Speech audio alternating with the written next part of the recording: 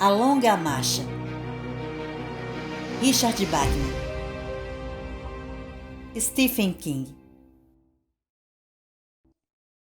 Capítulo 6. 3h30 da manhã. Ray Garrett achou que fora o mais longo minuto da mais longa noite de sua vida. Era a hora da maré baixa, maré vazia, quando o mar recua deixando atrás a praia empapada coberta de algas espalhadas, latas de cervejas enferrujadas, camisas de Vênus rasgadas, tampões vaginais podres, garrafas partidas, boias quebradas e esqueletos esverdeados ainda vestidos com calções de banhos em frangalhos. Era a maré da morte. Mas 7 haviam recebido o bilhete azul de saída desta vida desde a morte do rapaz da capa de chuva. Em certa ocasião, por volta das 2h da manhã, 3 haviam sido abatidos quase juntos, como pés de milho secos na primeira forte ventania de outono. Nesse momento já haviam percorrido 120 quilômetros da marcha e 24 rapazes tinham morrido. Mas nada disso tinha importância.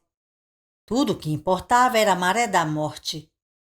3h30 da manhã e a maré da morte. Outra advertência, e pouco depois, os fuzis trotaram novamente.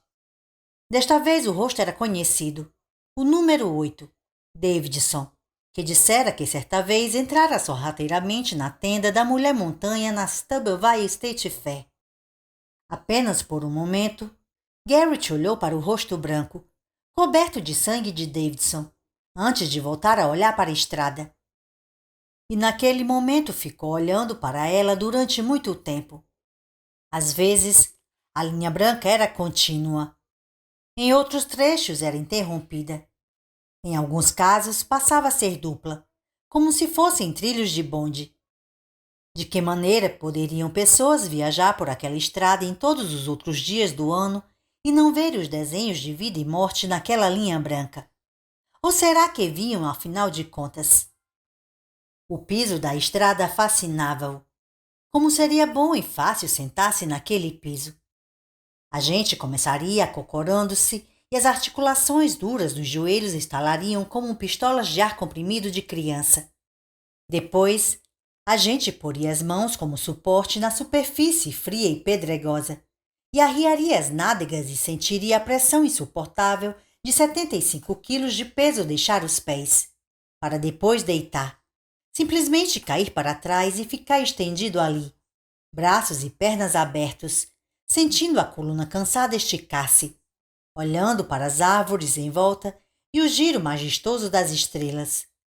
Sem ouvir advertências, simplesmente olhando para o céu e esperando, esperando. Isso mesmo. Ouvindo o som de passos que se dispersavam enquanto os caminhões se afastavam da linha de fogo, deixando-o ali, sozinho, como uma oferenda sacrificial, ouvindo os sussurros. É o Garrett. Hey, é o Garrett recebendo o bilhete azul. Talvez houvesse tempo de ouvir Barkovitch rir enquanto calçava seus sapatos de dança metafóricos mais uma vez. O giro das carabinas apontando para ele e então...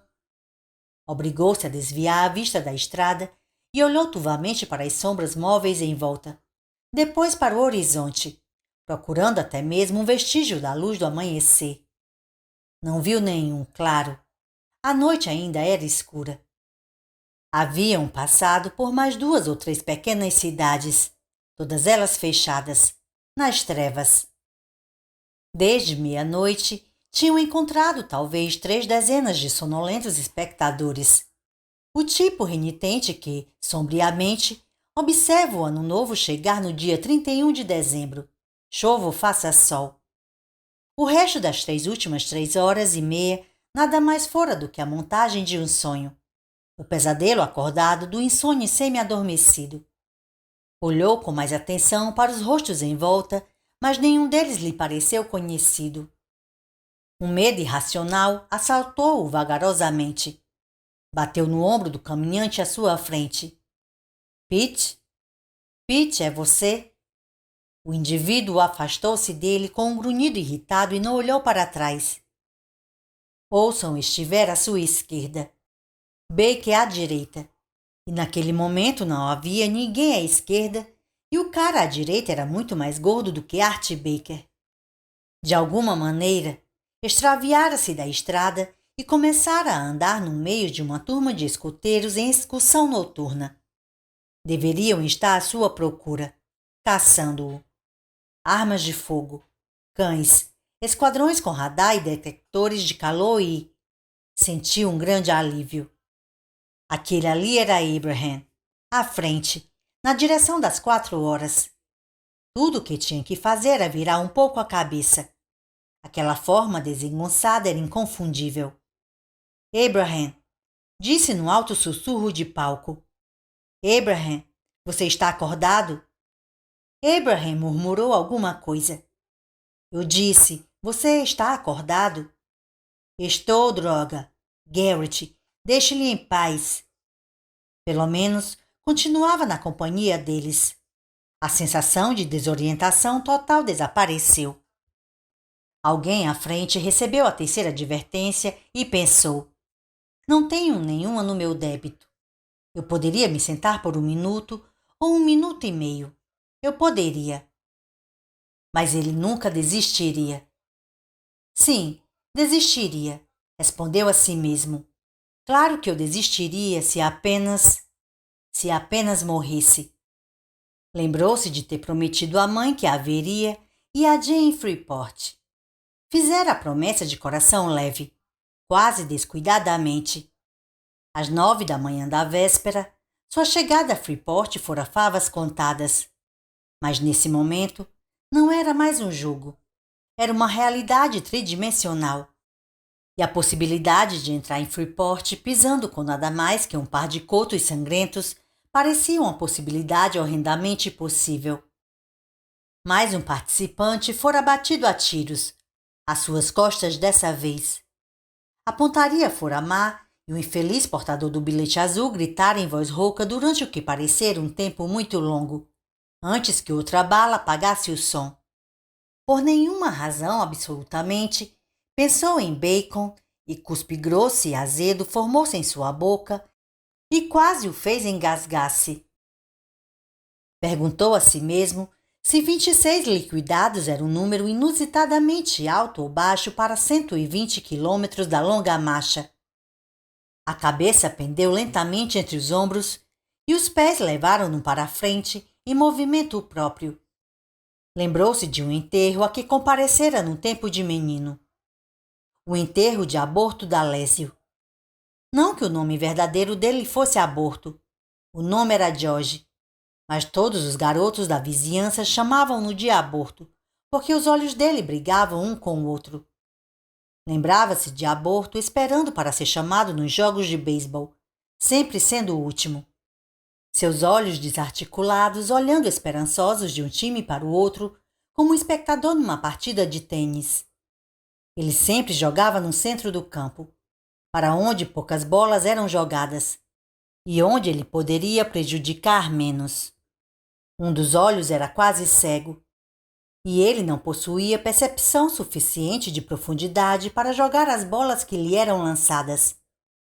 Uma vez mergulhou por baixo de uma delas e agarrou com a luva um punhado de ar enquanto a bola lhe atingia a testa com um alto bong, como se fosse um melão sendo aberto com o cabo de uma faca de cozinha.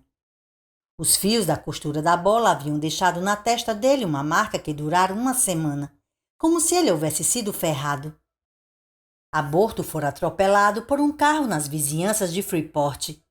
Um de seus amigos, Ed Clipstein, vira o acidente. Mantiveram os garotos fascinados durante 6 semanas. Fora isso que Ed Clipstein fizera, contando-lhes como o carro atingira Aborto, que voara por cima do guidão, arrancado das botas presas aos pedais pelo impacto, as pernas seguindo em um aleijado esplendor, enquanto o corpo fazia seu curto vôo sem asas do selim para uma parede de pedra, onde Aborto batera e abrira a cabeça como se fosse um bocado de cola úmida em cima da pedra. Fora ao enterro de Aborto. E antes de chegar lá, quase vomitara o almoço, pensando se veria a cabeça de Aborto espalhada no caixão como se fosse um bocado de cola Elmer. mas ele havia sido todo arrumado com um casaco esporte e medalha de assiduidade dos escoteiros, e parecia pronto para sair daquele caixão no momento em que alguém dissesse beisebol. Os olhos que não combinavam estavam fechados, e, de modo geral, ele, Garrett, se sentira muito aliviado. Aquele fora o primeiro cadáver que vira antes de tudo isso, e fora de um morto limpo e arrumado. Nada parecido com Irving, ou com o garoto da capa de chuva, ou mesmo Davidson, o rosto lívido e cansado coberto de sangue. Isso é doentio, pensou com uma desalentada compreensão. É simplesmente doentio. A 15:45, recebeu sua primeira advertência e esbofeteou-se 2 vezes no rosto, com força, para obrigar-se a acordar de todo.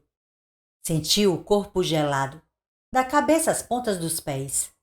Os rins incomodavam-no, mas ao mesmo tempo achava que não tinha que urinar ainda. Podia ser imaginação, mas as estrelas no leste pareciam um pouco mais claras. Realmente espantado, ocorreu-lhe que a essa hora, na véspera, estivera dormindo na traseira do carro enquanto a mãe guiava até o marco de pedra na fronteira. Quase que se podia ver estirado no banco de trás, esparramado ali, nem mesmo se movendo. Sentiu uma vontade de estar de volta naquele lugar, apenas para trazer de volta a manhã do dia anterior. 15:50. Olhou em volta, obtendo um tipo superior, solitário, de satisfação por saber que era um dos poucos inteiramente despertos e conscientes ali. Estava definitivamente mais claro nesse instante. Claro o suficiente para distinguir detalhes das feições das silhuetas que caminhavam. Baker ia à frente. Sabia que era arte por causa da camisa de listras vermelhas que batia em volta do corpo. E McFreeze caminhava ao seu lado. Viu Olson um pouco afastado, à esquerda, mantendo-se no mesmo ritmo da meia lagarta e ficou surpreso. Tivera certeza de que Olson fora um dos contemplados com o bilhete azul nas primeiras horas da manhã e se sentira aliviado por não tê-lo visto cair. Estava muito escuro mesmo nessa ocasião para ver aquela aparência dele, mas a cabeça dele subia e descia em compasso com o movimento dos pés, como se fosse a cabeça de uma boneca de trapos. Percy, cuja mãe continuava a dar as caras, estava atrás de Stevens nesse momento. Andava com uma espécie de rolamento inclinado, como um marinheiro que desce à terra pela primeira vez depois de muito tempo no mar. Viu também Gribble, Harkness, Wyman e Collie Parker. A maioria dos rapazes que conhecia continuava na marcha. Por volta das 4 já havia uma faixa de luz no horizonte e sentiu a animação voltar. Com verdadeiro horror, olhou para trás e para o longo turno da noite e se perguntou como conseguira chegar ao outro lado. Acelerou um pouco e aproximou-se de McFreeze, que nesse momento andava com o queixo colado ao peito, os olhos semiabertos, mais vidrados e vazios, mais adormecido do que acordado. Um fio fino, delicado de saliva escorria-lhe por um canto da boca, captando os primeiros trêmulos toques do dia, com uma fidelidade perolada bela. Fascinado, olhou para esse estranho fenômeno. Não queria tirar McFreeze do cochilo. Por algum tempo, era suficiente estar perto de alguém de quem gostava, mais um que sobrevivera à noite. Passaram por um prado rochoso e muito ladeiroso, onde 5 vacas ao lado de uma cerca de estacas que despelavam olharam para os caminhantes e continuaram a ruminar pensativamente. Um cão pequeno escapou de um pátio de fazenda e latiu asperamente para eles. Os soldados a bordo da meia lagarta levantaram altos os fuzis prontos para matar o animal se ele interferisse na marcha. O cão, porém, apenas correu de um lado para o outro no acostamento, bravamente ladrando de uma distância segura. Alguém berrou em voz embolada com o cão para que acabasse com aqueles latidos. Ficou fascinado com o amanhecer que despontava. Observou céu e terra se iluminarem gradualmente. Notou que a faixa branca no horizonte escurecia e se tornava de um tom rosa delicado, depois vermelha e finalmente dourada. Os fuzis troaram mais uma vez, antes que o resto da noite fosse finalmente banido, mas quase não ouviu isso. O primeiro arco vermelho do sol olhava por cima do horizonte, meio obscuro por trás do fofo de uma nuvem, mas reapareceu com toda a força. Parecia que ia fazer um dia perfeito e saudou-o de maneira apenas meio coerente, pensando: graças a Deus posso morrer à luz do dia. Uma ave cantou sonolenta. Passaram por outra casa de fazenda, onde um homem barbado acenou para eles, depois de arriar no chão um carrinho cheio de enxadas, ciscadores e sementes. Um corvo grasnou rouco no bosque escuro. O primeiro calor do dia tocou-lhe suavemente o rosto e gostou. Sorriu e gritou alto, pedindo um cantil. McFreeze torceu estranhamente a cabeça, como um cão interrompido em um sonho de caça ao gato, e olhou em volta com os olhos turvos. Meu Deus, já é dia, já é dia, dia. Garrett, que horas são? Garrett consultou o relógio e descobriu surpreso que marcava 5:15. Mostrou o mostrador a McFreeze.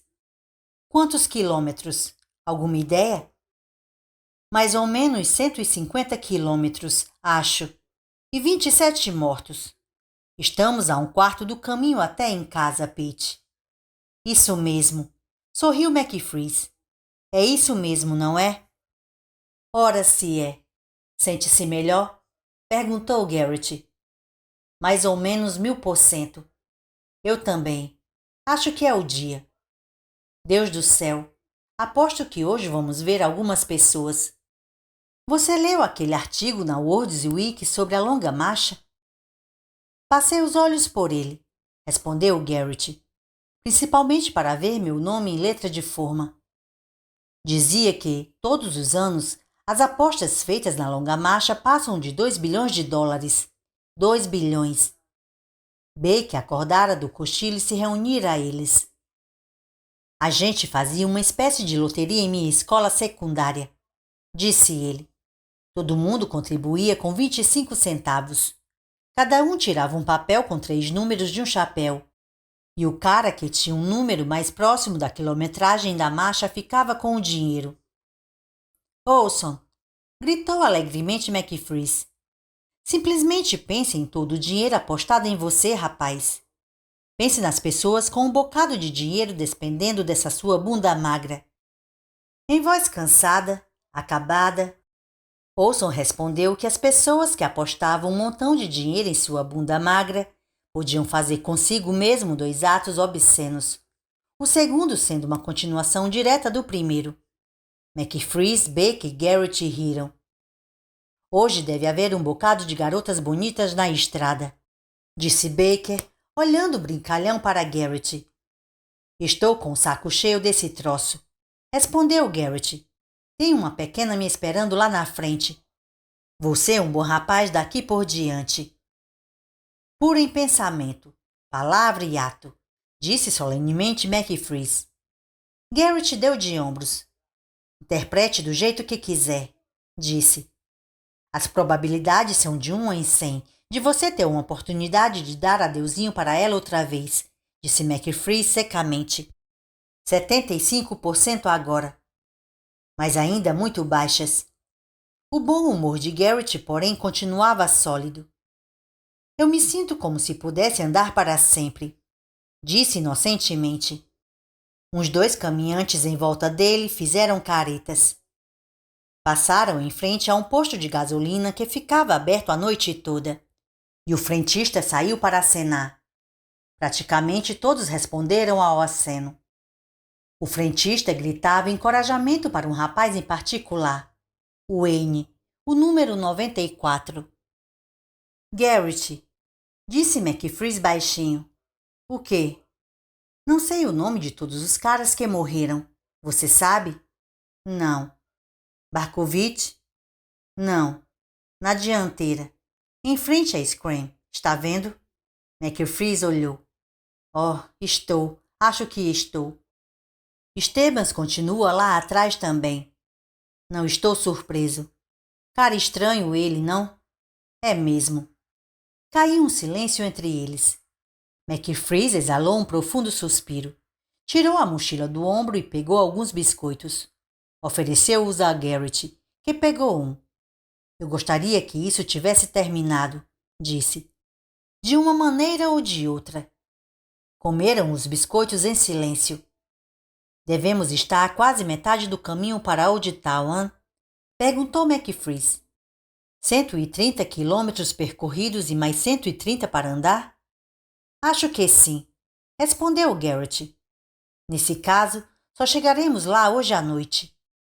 A referência à noite provocou um arrepio na pele de Garrett. Não, disse. E depois bruscamente. Como foi que você pegou essa cicatriz, Pete? Involuntariamente, a mão de McFreeze subiu para o rosto e a cicatriz. É uma longa história, disse ele sucintamente. Garrett olhou com mais atenção. Os cabelos dele estavam despenteados e empastados de poeira e suor. As roupas pendiam frouxas e enrugadas, e no rosto pálido os olhos espiavam de dentro de círculos escuros e globos oculares injetados de sangue. Você está parecendo um merda, disse e de repente estourou numa gargalhada. McFreeze sorriu. Você não se parece exatamente com um tubo de desodorante, Ray. Os dois riram então, por muito tempo e histericamente, agarrando-se e tentando caminhar ao mesmo tempo. Era uma maneira tão boa como qualquer outra para pôr, de uma vez por todas, um fim naquela noite. E a coisa continuou assim até que os dois foram advertidos. Pararam de rir e conversar e voltaram à rotina do dia. A pensar, pensou Garrett. Essa é a rotina do dia. Pensar. Pensamento e isolamento. Porque não importa se você passa o dia em companhia de alguém ou não, porque no fim você fica sozinho. Acho que havia andado tantos quilômetros com o cérebro como com os pés. Os pensamentos continuavam a aflorar e não havia maneira de evitá-los.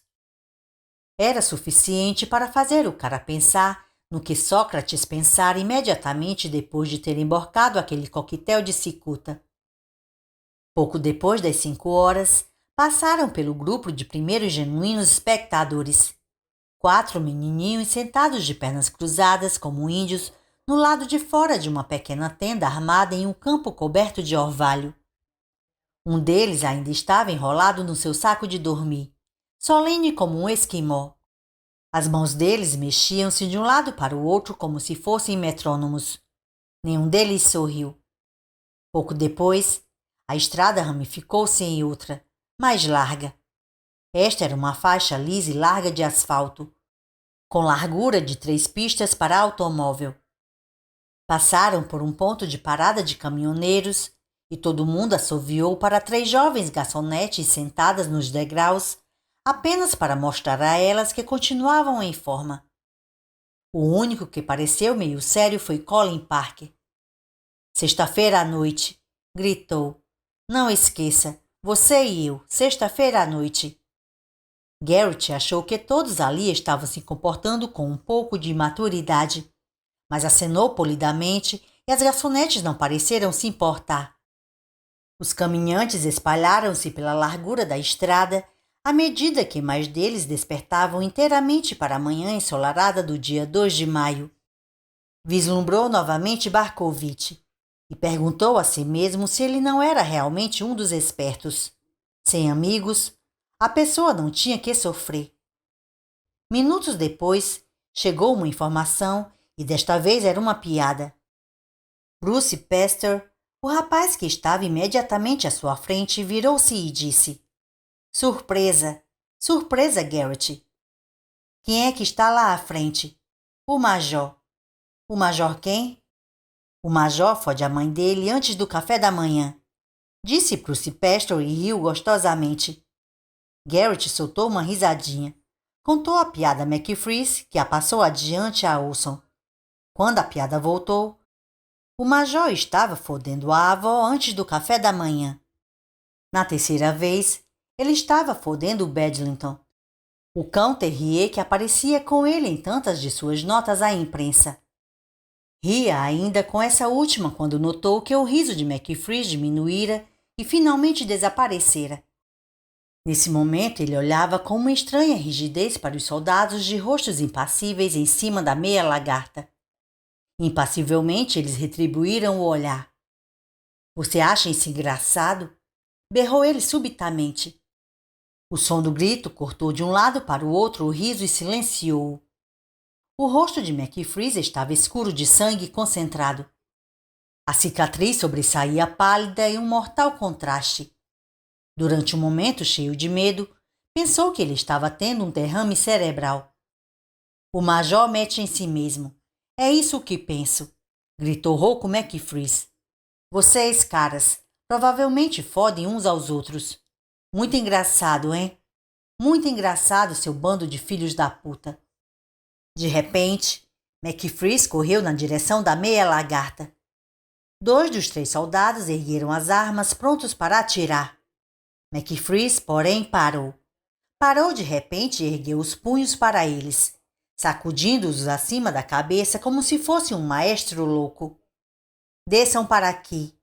Encostem esses fuzis e desçam para aqui. Vou mostrar a vocês o que é engraçado. Advertência, disse um deles em voz perfeitamente neutra. Advertência número 61. Segunda advertência. Oh, meu Deus!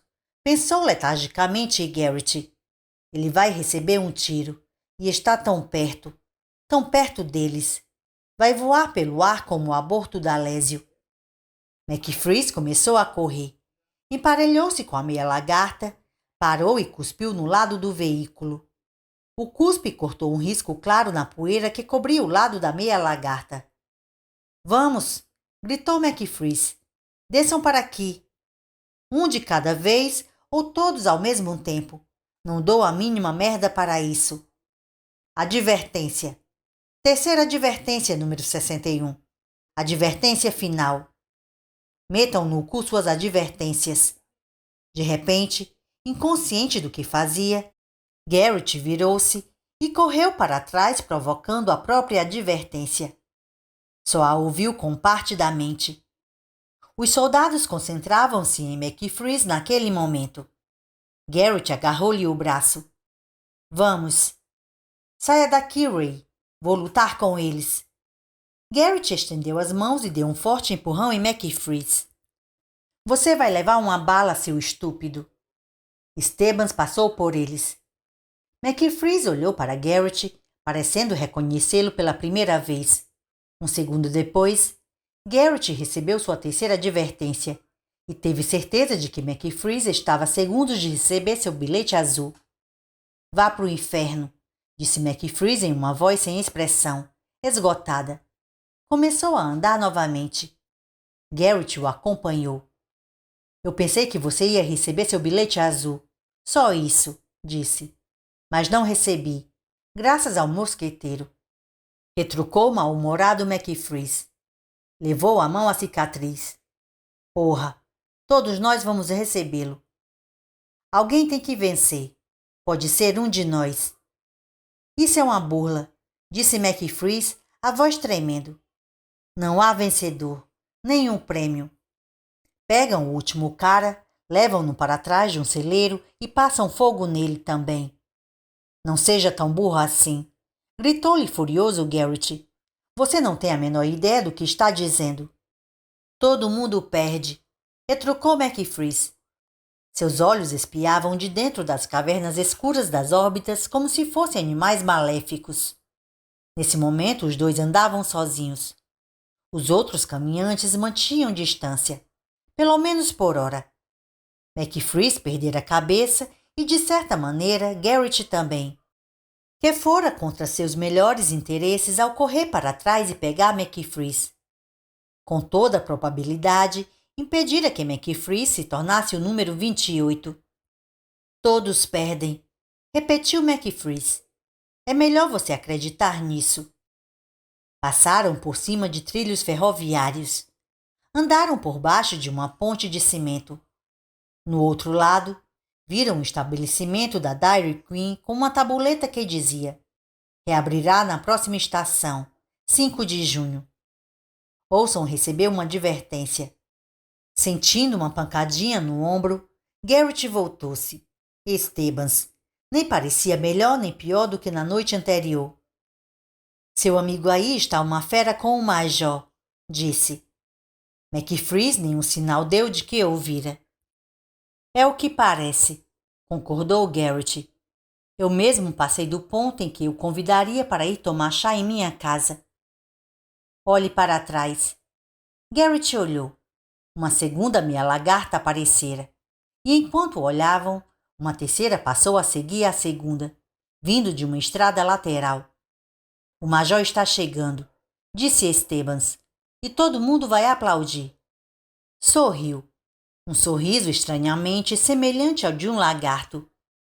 Eles não o odeiam ainda. Ainda não. Pensam simplesmente que sim. Acham que passaram pelo inferno. Mas espere até hoje à noite. Espere até amanhã. Garrett fitou-o inquieto. E se eles assoviarem, vaiarem, jogarem cantis nele ou coisa parecida? Você vai assoviar, vaiar e jogar seu cantil? Não, nem ninguém. Você vai ver. Estebans. Estebans ergueu as sobrancelhas. Você acha que vai ganhar esta, não acha? Acho, respondeu calmamente Estebans. Tenho certeza absoluta. E recuou para sua posição habitual. Às 5h25, Yannick recebeu seu bilhete azul. E às 5h30, exatamente como previra Estebans, o Major chegou. Ouviu-se um ruído alto, continuado, quando o jipe em que ele vinha saltou por cima do alto do morro atrás deles. Depois passou com um rugido pelo acostamento da estrada. O Major estava em rigorosa posição de sentido. Como antes, mantinha-se ereto, prestando continência, olhos voltados para a direita. Um curioso frio de orgulho apareceu no peito de Garrett. Nem todos, porém, aplaudiram. Collie Parker cuspiu no chão. Barkovitch fez um gesto de troça, com o polegar no nariz e os dedos espalhados. Olson aparentemente nem notou quando o Major passou. Voltara a olhar para os pés. Garrett aplaudiu. O mesmo fez Percy, qual é o nome dele, e Harkness, que queria escrever um livro, e Wyman, Art Barker, Abraham e Slade, que acabara de receber uma segunda advertência. O Major desapareceu em seguida, afastando-se dali rapidamente. Garrett sentiu vergonha de si mesmo. Afinal de contas, desperdiçara a energia. Pouco depois, passaram por um pátio de venda de carros usados, onde foram brindados com uma saudação de 21 buzinadas. Uma voz amplificada, passando por cima de fileiras duplas de bandeiras de plástico, disse aos caminhantes e aos espectadores que ninguém vendia mais barato do que a McLaren Dodge. Garrett achou aquilo tudo um pouco desestimulante. Está se sentindo melhor? Perguntou hesitante a McFreeze. Claro, respondeu McFreeze. Maravilhosamente bem. Vou simplesmente continuar a andar e ver todos eles caírem em volta de mim. Como isto é divertido. Acabei de fazer mentalmente toda a divisão. A matemática era meu forte na escola. E calculo que vamos poder andar 500 quilômetros ao ritmo que estamos mantendo. E isso nem é mesmo um recorde de distância. Por que você simplesmente não desguia daqui e vai para outro lugar? Se pretende continuar falando assim, Pete, disse Baker. Ele parecia tenso pela primeira vez. Sinto muito, mamãe, retrucou mal-humorado McFreeze, mas calou-se. O dia tornou-se mais claro. Garrett abria a jaqueta do uniforme de serviço militar e passou-a por cima do ombro. Plana nesse trecho, a estrada era ladeada por residências, pequenas lojas e uma ou outra fazenda. Os pinheiros que haviam margeado a estrada na noite passada tinham sido substituídos por dairy queens, postos de gasolina e pequenas propriedades, ranchos de casas de madeira. Muitos dos ranchos estavam à venda, com tabuletas alusivas. Em 2 janelas, Garrett viu a tabuleta conhecida. Meu filho perdeu a vida nos esquadrões. Onde fica o oceano? Perguntou Collie Porter a Garrett. Até parece que voltei a Illinois. Simplesmente continue a andar, respondeu Garrett. Novamente, pensava em Jane em Freeport, que ficava à beira do mar. Fica para lá, mais ou menos a 110 quilômetros ao sul. Merda, disse Collie Parker. Que estado de merda é este aqui? Parker, um louro grandalhão e musculoso, usava camisa polo. Nem mesmo a noite na estrada conseguira apagar aquela expressão insolente em seu olho. Droga de árvores por toda a parte. Não há uma única cidade grande nessa bosta de lugar. Nós aqui somos meio esquisitos, retrucou Garrett. Achamos divertido respirar ar de verdade, em vez de smog. Não há smog em Joliet, seu matuto idiota. Retrucou furioso Collie. O que é que você está querendo comigo? Nada de smog, mas um bocado de ar quente, disse Garrett. Estava muito zangado. Se a gente tivesse no outro lugar, eu torceria seus culhões por causa disso. Calma aí, rapazes, interveio McFreeze. Recuperar a calma e voltar a ser o mesmo tipo sardônico de antes. Por que não resolvem isso como cavalheiros? O primeiro que tiver sua cabeça estourada por um tiro paga uma cerveja para o outro. Odeio cerveja, retrucou automaticamente Garrett. Parker soltou uma risadinha. Seu matuto de merda, disse e afastou-se. Ele está nervoso, observou McFreeze. Todo mundo está nervoso nessa manhã, até eu. E que belo dia. Concorda, Olson? Olson permaneceu calado. Olson também está nervoso, confidenciou McFreeze a Garrett. Olson? Ei, Hank. Por que não o deixa em paz? Irritou-se Baker. Ei, Hank, gritou McFreeze, ignorando Baker. Que tal a gente dar um passeio? Vá pro inferno, murmurou Olson. O quê? Exclamou alegremente McFreeze, levando uma mão em concha ao ouvido. O que foi que você disse, chefe? Inferno! Inferno! Gritou Olson. Vá pro inferno! Foi isso que você disse, e McFreeze inclinou solenemente a cabeça. Olson voltou a olhar para os pés, e McFreeze cansou-se de provocá-lo. Se era isso que fizera. Garrett pensou no que Parker dissera. Parker era um calhorda. Parker era um cowboy de botequim e valentão de sábados à noite. Era um herói de jaqueta de couro. O que era que ele sabia sobre o Maine? Ele, Garrett, vivera no Maine toda a sua vida, em uma pequena cidade chamada Portville, que ficava exatamente a oeste de Freeport. População 970 habitantes, nada de muito importante. E afinal de contas, o que é que há de tão especial a respeito de Joliet, Illinois? Seu pai costumava dizer que Portville era a única pequena cidade do país que possuía mais centímetros do que pessoas. Mas era um lugar limpo.